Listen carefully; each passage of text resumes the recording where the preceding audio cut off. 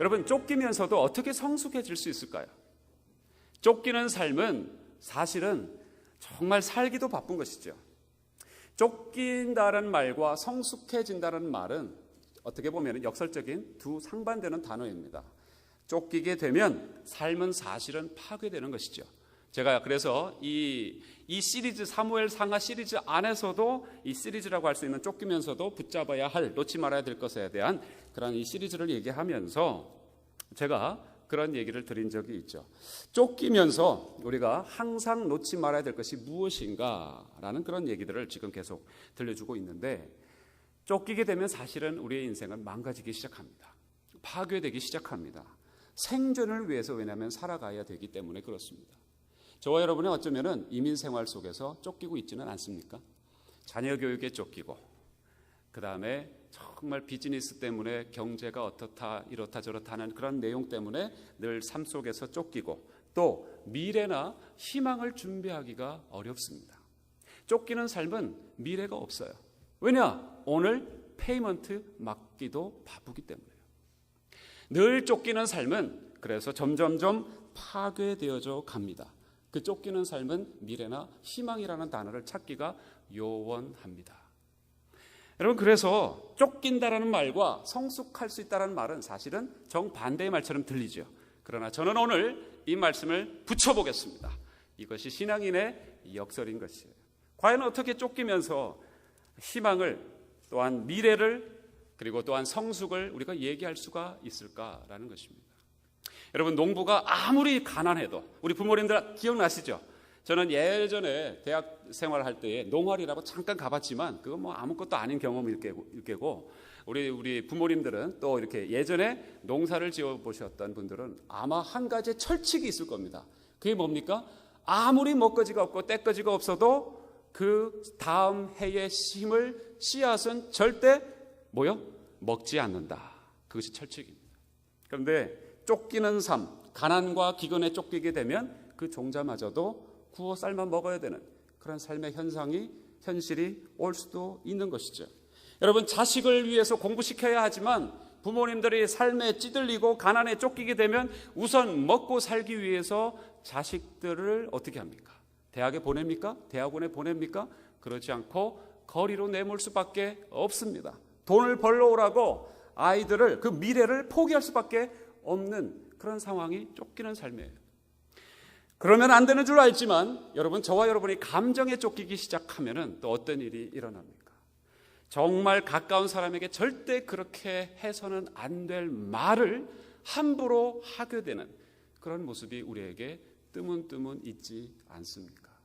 그게 쫓기는 삶입니다. 그리고 공격적이 돼요. 여러분, 이렇게 살면 안 되는 줄 알지만 시간에 쫓기고, 삶에 쫓기고, 돈에 쫓기고, 관계에 쫓기다 보니 다 허겁지겁 살게 됩니다. 그리고 기쁨이 사라지게 되는 것이죠.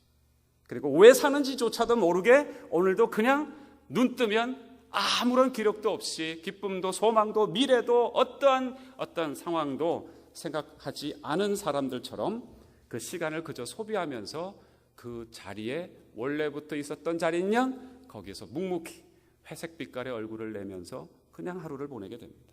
이것이 슬픈 현실 아닐까요? 우리 좌우 주변에 우리 성도님들 한번 바라보세요. 얼굴 빛깔이 어떤 색깔이신지. 이 현실적인 얘기입니다. 이민자들의 삶 녹록지 않습니다. 정말 어렵습니다. 정말 위로해드리고 싶어요. 오늘 이 말씀 끝까지 들어보시면 이 쫓기는 삶과 어떻게 성숙이 연결되는지 하나님은 그것을 저와 여러분에게 들려주고 싶어 하십니다. 여러분, 어떻게 과연 이것이, 세상의 생각은요, 이 상식적으로 쫓기는 삶, 그거는 이제 끝났다라는 것입니다. 그래서 쫓기지 않으려고, 나이 먹어서도 연세가 지긋하게 들어서도 쫓기지 않으려고 열심히 젊었을 때 사서 고생하려고 은퇴자금과 모든 적금이란 적금과 심지어 안보험까지 들면서 열심히 쫓기는 것이죠. 그러나 과연 그것이 우리의 삶을 거기에서 해방시켜 줄까요? 과연 그럴까요? 신앙은 그러나 세상 사람들에게는 분명히 상식처럼 통하는 쫓기는 삶, 그것은 망한 삶이다, 피폐한 삶이다라고 세상은 분명히 상식적으로 얘기합니다. 그러나 제가 단도직입적으로 주제와도 같고 결론과도 같은 얘기를 먼저 드립니다. 신앙인은 이것을 뒤집어 엎을 수 있는 역설적인 삶임을 저는 분명히 믿습니다. 할렐루야. 그것이 무엇인지를 오늘 분명히 붙잡아야 합니다. 어떻게 신앙인은 아까 우리가 살펴보았듯이 고린도후서 6장에 나와 있는 말씀처럼 가난한 자 같은 데 부유할 수 있을까? 어떻게 무명한 자, 이름 없는 자인데 그렇게 유명한 자라고 하나님이 말씀해 주실까? 어떻게 죽은 자 같이 보이는데, 곧 죽을 사람처럼 보이는데 어떻게 늘 사망의 냄새를 이겨내고 사는 자가 될 수 있을까? 이것이 역설 아니겠습니까? 징계를 받는 자 같지만 그러나 죽음에서 다시 살아나는, 그리고 근심하는 자 같지만 다시 어느 순간인가 그 기쁨을 회복하는. 할렐루야. 정말 이거 원하시지 않으세요? 저는 너무 설레입니다.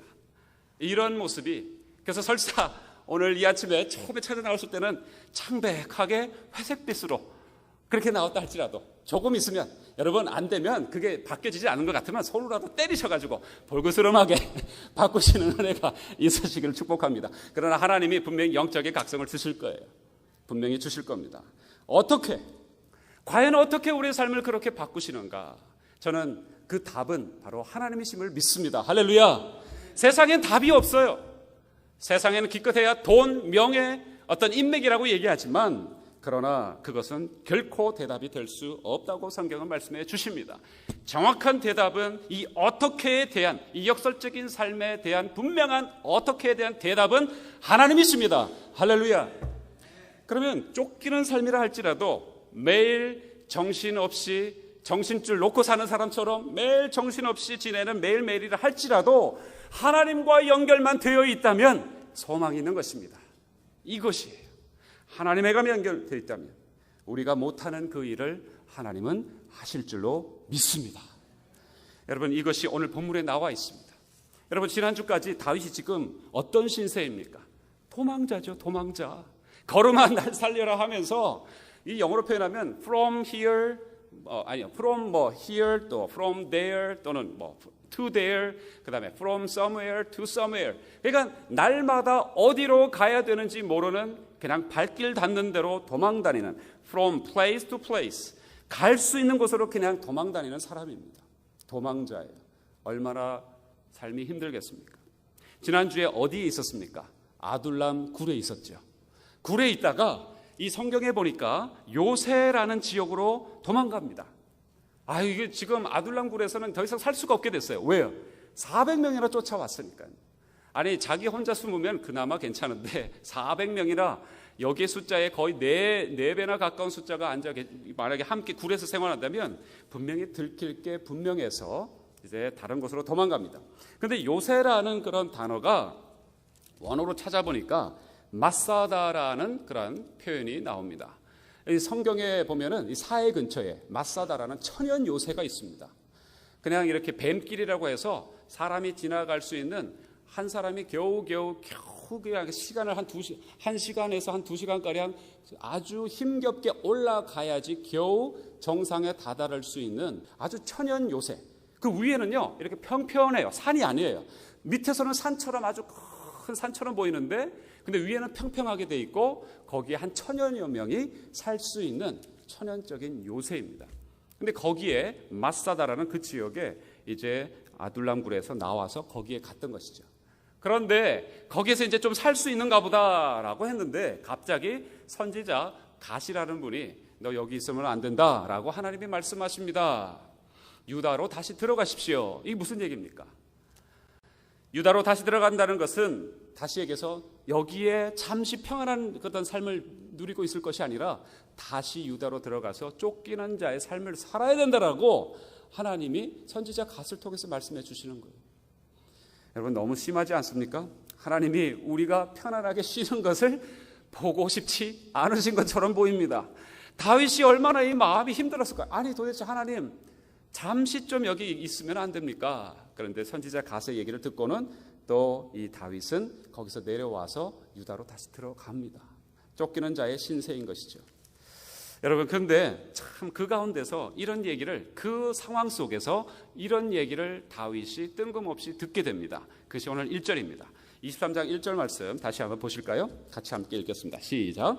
혹이 다윗에게 고하여 가로되 보소서 블레셋 사람이 그일라를 쳐서 그 타작마당을 탈취하더이다.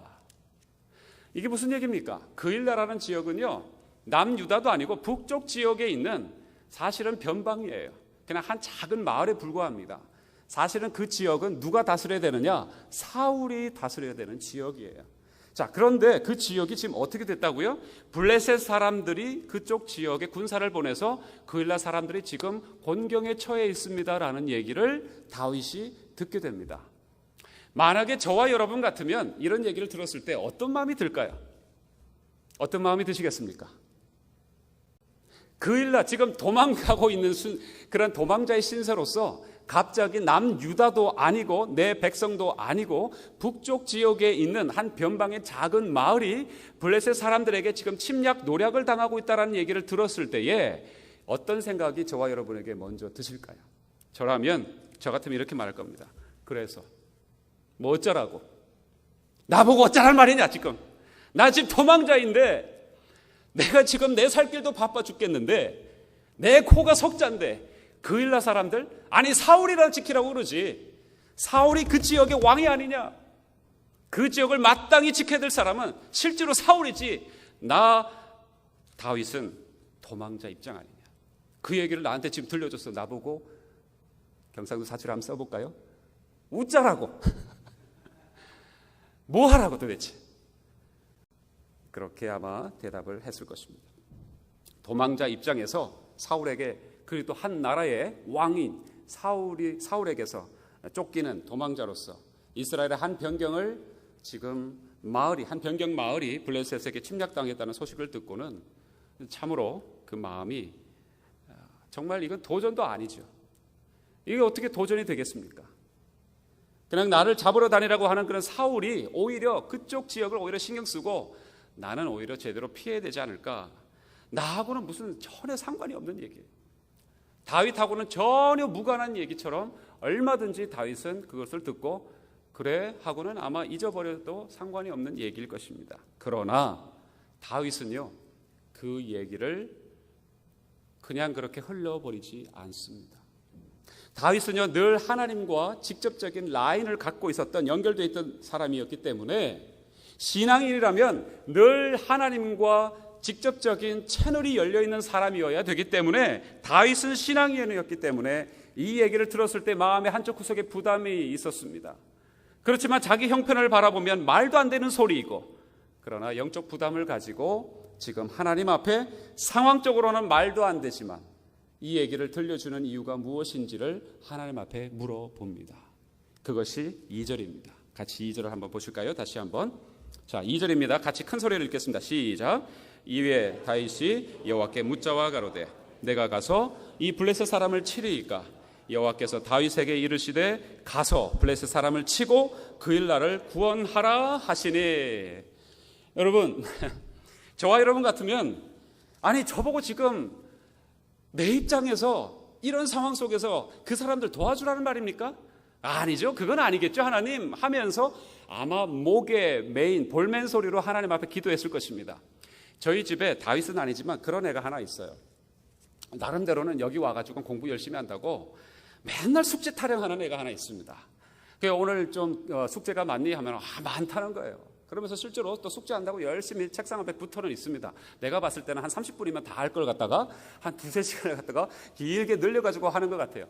그래서 숙제 좀 빨리 하고 아빠 일 좀 도와줘 이러면은 뭐 숙제가 많네 뭐가 많네 하면서 내 상황을 모르네 하면서 저한테 늘 투덜투덜대는 애가 하나 있습니다.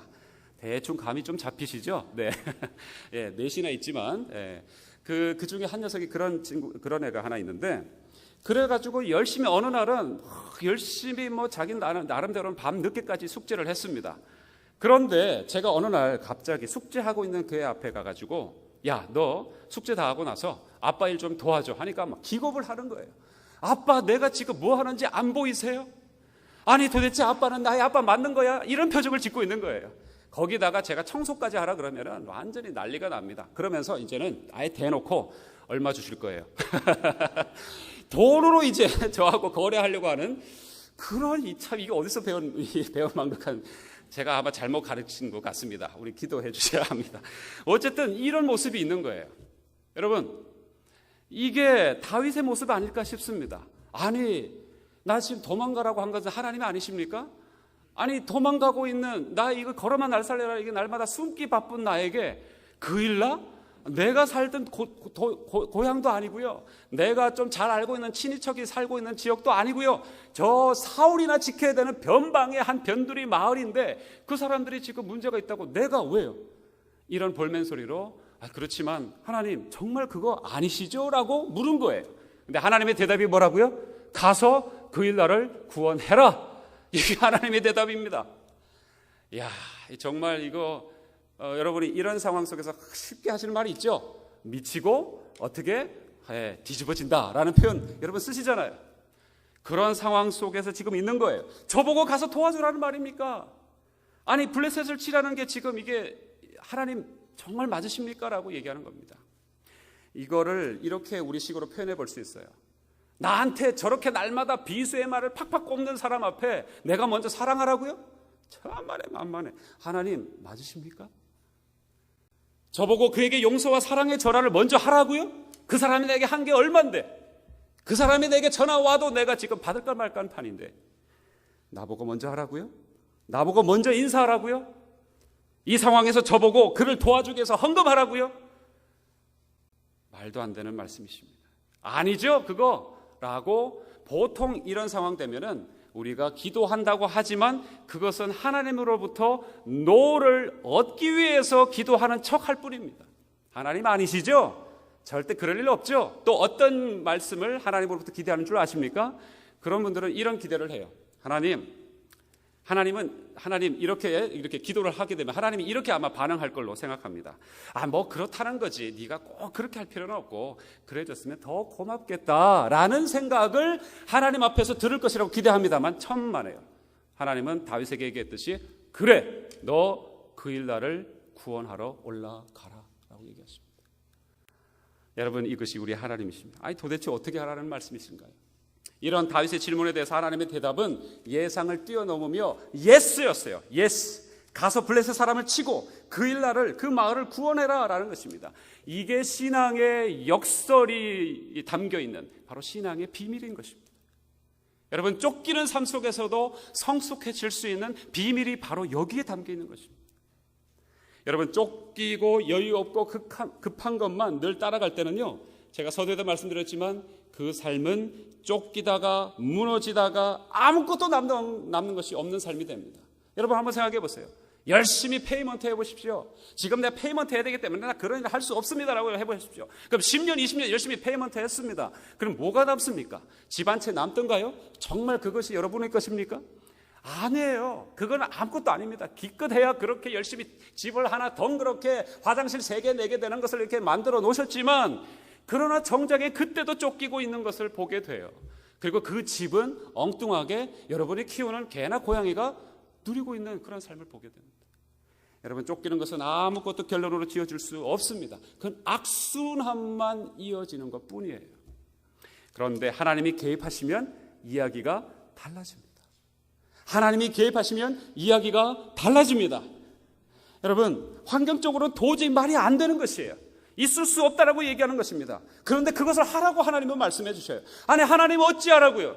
하나님 내 사정을 도대체 알고나 하시는 말씀이십니까? 라고 저와 여러분이 그렇게 얘기할 때가 있습니다. 아니, 왜 하필, 왜 꼭 이때, 내가 좀 돈이 좀 있을 때 하나님이 헌금하라고 하면 제가 흔쾌히 내놓겠습니다. 그런데 하필 지금 허리띠 쫄라매도 우리 자녀 교육비조차도 없는 이 상황 속에서 헌금하라니요. 또 이런 상황 정신없이 바쁘게 이민자로서 살아가는 삶 속에서 교회를 시간을 내어서 봉사하라니요.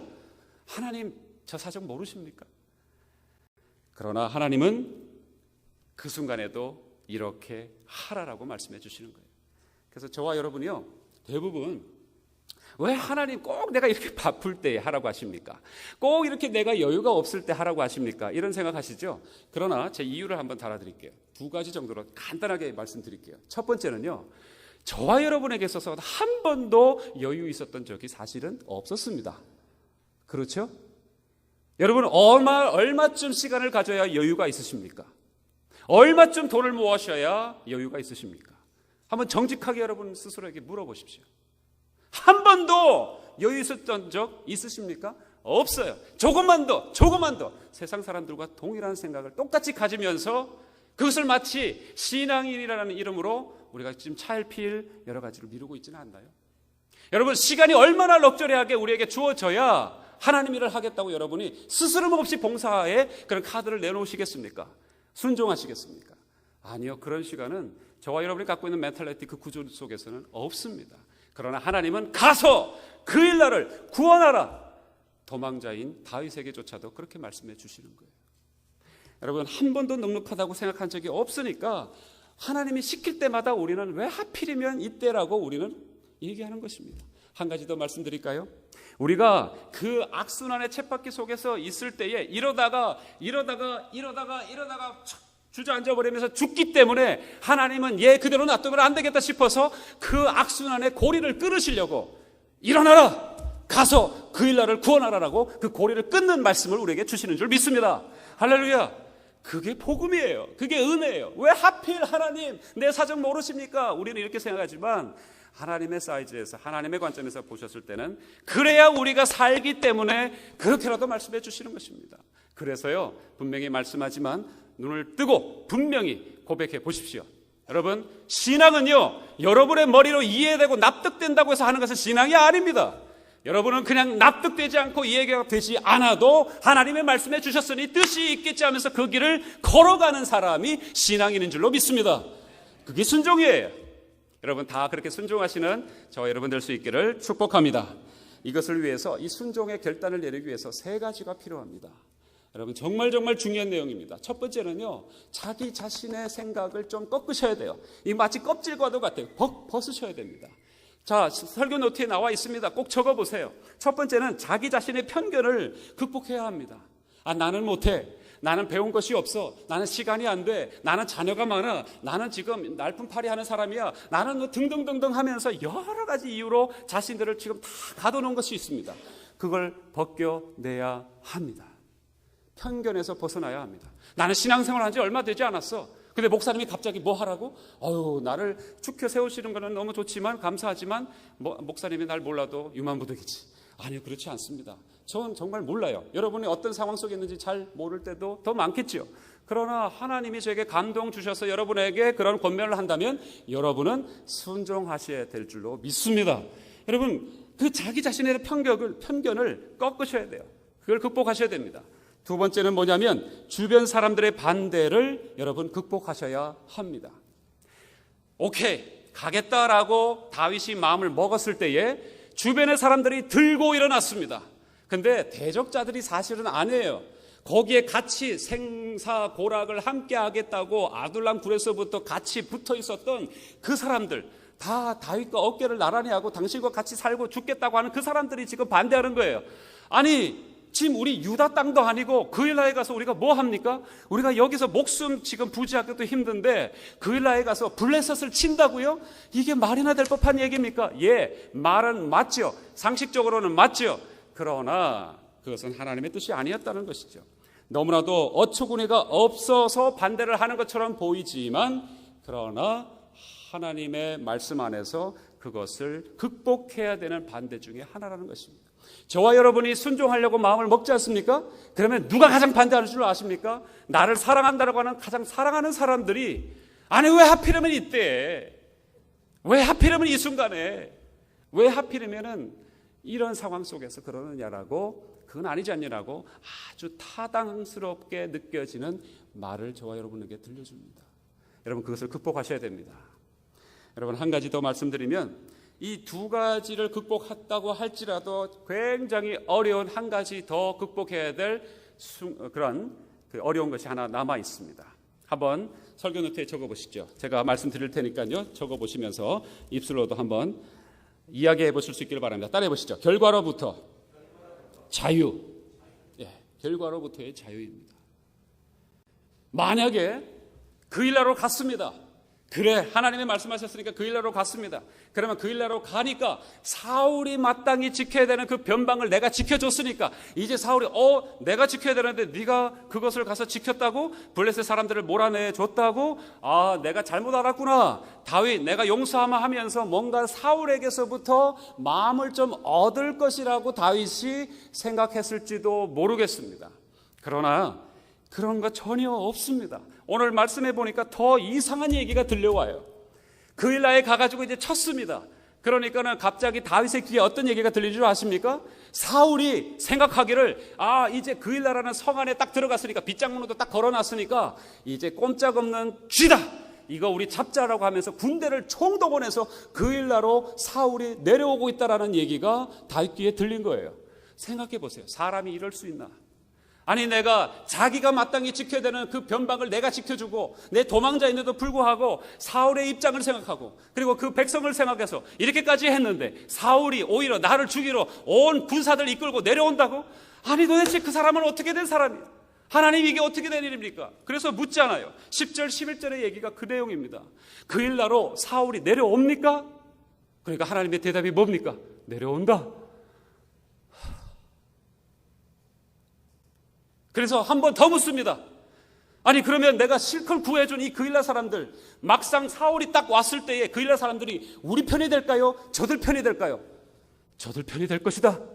아니 하나님, 이 하나님 도대체 누구 편이십니까? 여러분 이게 무슨 얘기일까요?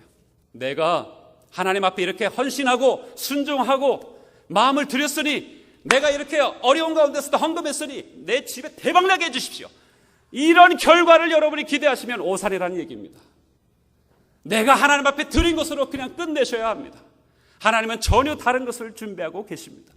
내 생각에 이런 것을 내가 하면은 이런 쫓기는 삶 속에서도 내가 이렇게 하나님 앞에 헌신하고 내가 그 사람 앞에 먼저 사랑하는 말을 전달하고 내가 없는 가운데서도 헌금하면 하나님이 갑자기 로또에 맞게 하시든지 아니면 그 사람이 갑자기 180도 돌아가가지고 아이고 내가 당신을 못 알아봤네요 하면서 정말 사랑합니다라고 한다든지 우리는 이런 기대를 갖고 있어요. 아니요. 열심히 사랑하는데도 더 차가운 소리로 끊어라고 아주 딸깍 끊어버리는 전화 소리를 오히려 더 들을 수 있습니다. 차가운 냉랭한 소리를 더 들을 수 있어요. 그럼 내가 미쳤지. 내가 이런 짓을 왜 했을까? 하나님도 원망스럽고 그렇게 무력화된 내 자신이 너무나도 힘들 때가 있을 것입니다. 내가 그렇게 정말 없는 가운데서 헌금을 했는데 하나님이 정말 대박, 로또의 대박은 아니라 할지라도 최소한 비즈니스가 정상적으로 운영이 돼야 되는데 더 어려질 수가 있어요. 그럼 여러분 어떻게 하실 것입니까? 그 일날까지 가가지고는 겨우 그 사람들을 구원해냈는데 이제 사람들이라고 할 것은 전부 다 일어나서 오히려 이 다윗을 도망자의 더 급한 도망자로 만들어버리는 이 현실. 여러분 여기에 신앙의 비밀이 있습니다. 저와 여러분이 무언가를 하나 헌신하면 하나님이 엄청나게 우리가 원하는 대로 바꿔주지 않습니다. 그러나 안심하십시오. 더 놀라운 삶의 비밀과 역설이 우리의 삶에 녹아 있습니다. 그게 뭡니까? 아무도 알아주지 않아요. 내가 헌신한다고 해가지고 목사님이 나타나셔서 내가 이 주중에 나와가지고 여기에다가 마대질을 하고 백큐을 하고 있을 때 목사님이 딱 절묘하게 그 타이밍에 나타나서 아이고 집사님 이렇게 수고하시는군요. 그런 일 없다는 얘기입니다. 예, 물론 저는 수고하십니다라고 하겠지만 그러나 여러분 그런 걸 기대하지 마십시오. 아무도 여러분의 헌신을 몰라줄 것처럼 보이는 상황이 있을 것입니다.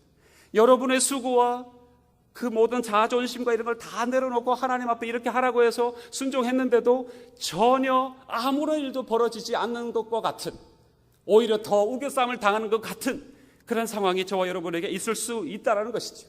가난한 상황 속에서도 더 가난한 자가 있을 것이라 생각해서 구제헌금 했는데 오히려 빚만 지는 상황이 있을 수도 있다는 것입니다. 여러분 내가 이렇게 했으니까 하나님이 내가 원하는 대로 바꿔주실 것이다. 그거는요 미신이지요. 그 세상 종교에서 얘기하는 것이죠. 내가 비나이다 하면은 하늘이 동해서 내게 놀라운 하늘의 뭔가를 주실 것이다. 그거는 세상 종교의 얘기입니다. 하나님은 그런 것을 우리에게 주시려고 하지 않고 결과로부터 자유한 우리의 모습을 통해서 바로 아무도 나를 알아주지 않고 아무것도 달라진 것이 없어도 한 가지 놀라운 신앙의 역설 비밀이 우리 삶 속에 새겨지기 시작하는 대목이 바로 거기입니다. 그게 뭡니까? 하나님이 알아주고 계시는 것입니다. 할렐루야. 아직도 아멘을 좀 덜 하시는 보니까 하나님도 알아주시지만 옆에 주변 사람들이 좀 알아주고 내가 약간 이렇게 11조를 하면 하나님이 그냥 하늘 곳간을 확 열으셔가지고 그냥 모든 그동안 잘 안 듣던 것도 다 이렇게 정리해 주시는 그런 걸 우리는 바라죠. 그러나 그렇지 않습니다. 오히려 순종함으로 한 가지 달라지는 게 있습니다. 하나님이 여러분을 끝까지 쫓아다니시고 하나님이 여러분의 요새가 되어주시고 피난처가 되어주시고 아무도 알아주지 않아도 여러분에게 귀한 평강의 평강을 주시는 바로 그런 은혜가 넘쳐날 줄로 믿습니다. 십자가에 모여 완전하신 사랑 이미 원하갑니다. 십자가에 모여 완전하신 사랑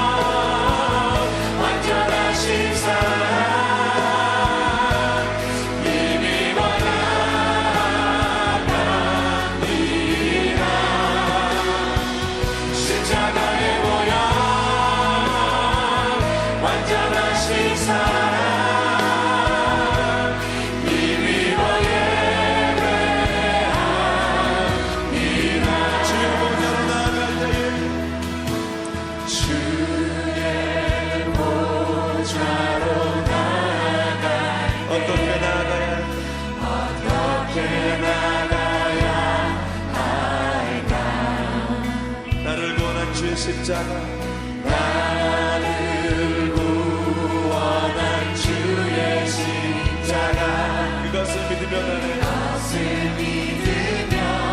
가네 주의 보좌로 나아갈게 주의 보좌로 나아가 나 여전히 부족하지만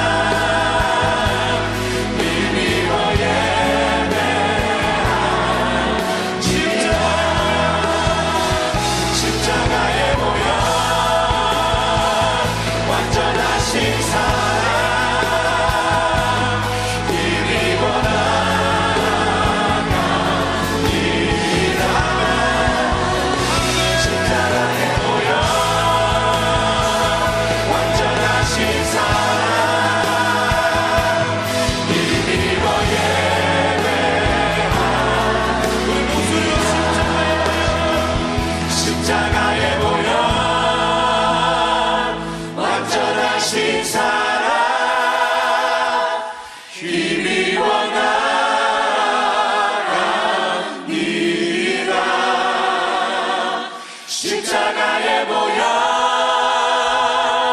완전하신 사랑